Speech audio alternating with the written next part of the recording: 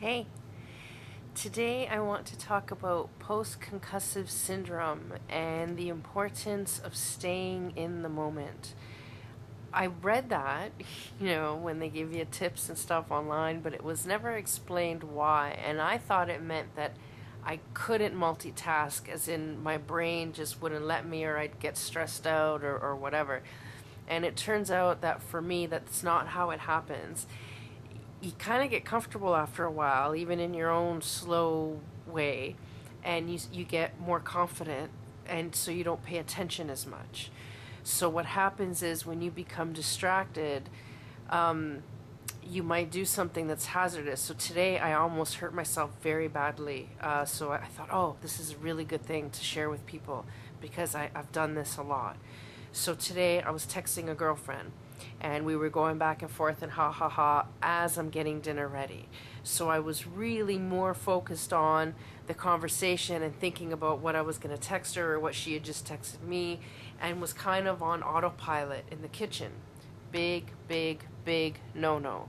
You cannot let yourself go on autopilot when you are doing anything.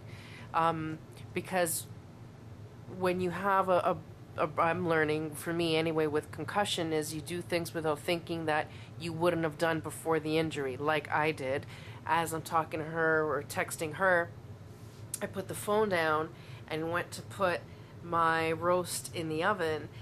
Sorry, I had a roast in the oven and I wanted to pull it out to add stuff to it, and I wasn't thinking, and I was literally thinking about her, went to the stove, opened it, shoved my hands in, and grabbed the pot.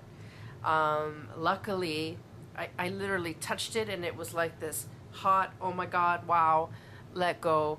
And it hurt for a little bit, but I didn't get burned or whatever. But that could have been brutal. I had just put the chicken in like a little while before, so it didn't have a chance to get scalding.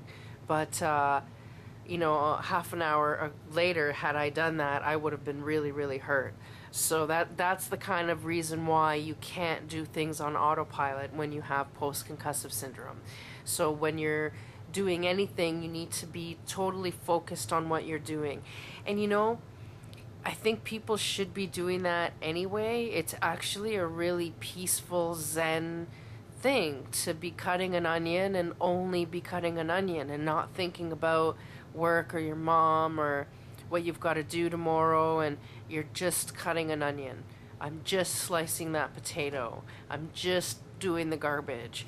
And you start to live your life in these little micro segments, which I think, I don't know, it kind of slows down time a little bit. And in a world where everybody, at least now, I feel like I'm the calm center of the universe and everything's kind of buzzing around me all the time.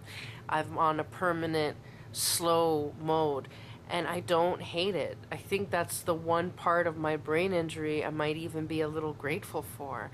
A lot of the hustle, bustle, clutter is gone from my mind. And I used to be very distracted and have a lot of things going at the same time. And my life is at this Zen thing right now. I mean, except for work and my case and that I'm sick or whatever. But in my little moments, my cutting of a tomato, I'm in a very Zen space, being so focused. Now, to take that in the bigger picture, there's the issue as well with a brain injury, especially in the beginning when your pain is chronic and 24/7. Like I had my first 7 months after my injury, I had a headache. Can you imagine having a headache every single day, not one break, not one whatever, for 7 solid months? And I stopped thinking about when it was going to go away. I just accepted that right now I had a headache. And I stopped thinking about all the years I've never suffered a headache. And I found that as soon as I did that, the situation became way more tolerable. So what you do is, at this second I have a headache, and at this second I'm going to concentrate on my breathing.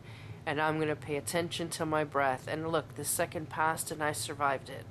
And oh, look, it's this second and I have a headache, so I'm going to stretch. And look, I stretched and I survived it. So you start to do that in a minute at a time. 7 months does go by quick. 7 months goes by quick. and then all of a sudden maybe you have 2-3 days without a headache. And when you're living those 2-3 days in little micro moments, those 3 days don't fly by anymore. You know, those 3 days are a calm, peaceful 3 days of Zen. So this is a good Zen master opportunity for sure. And then to take that even on a bigger picture, when you're looking at your life in general, for me, my concussion changed everything. I'm no longer a performing artist. I gave up, you know, all the stuff I did on the side. Who knows how long I'm going to even last at work here because I'm a disaster. So for me to look back, when I look at the past, it gets really depressing because I've really lost a lot from this injury. And when I look at the future, I'm afraid because I don't know, will I deteriorate? Will I be destitute because I can't earn a decent living anymore? You know, it's scary. So again, present moment awareness is right now I have a roof over my head, and right now I'm surviving at my job, and right now I have food to eat tonight and a family that loves me. And I think I'm only going to think about that today.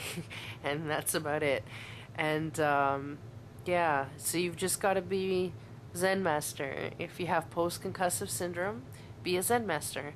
And that's how you survive it. And you'll survive it. You learn. We're adaptable. We're an adaptable species. We're evolving. And this is the evolution of you. And I was running around like a chicken with my head cut off before my injury. And now I'm a Zen master. I'm not a Zen master at all. I'm a fucking disaster on a roller coaster right now. But I'm learning. I'm learning. You learn. I'll learn. We'll learn together, okay?